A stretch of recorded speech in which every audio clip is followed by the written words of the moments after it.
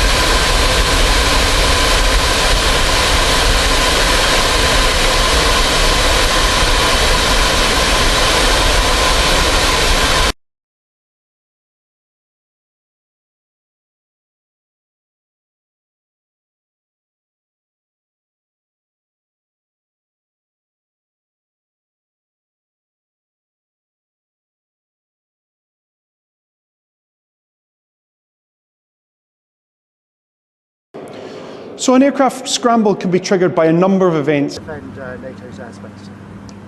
This opportunity is fantastic actually to work with our NATO partners. There's a number of different air forces located here at MCAP, and we get to fly with those regularly, both in the QRA roles, but also in terms of training.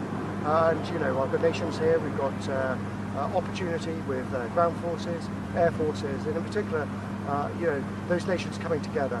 And we've already conducted some training with the American contingent here at the base. So we're seizing everything we can just to make sure we are better, our skill set's honed, and we're working professionally with each other.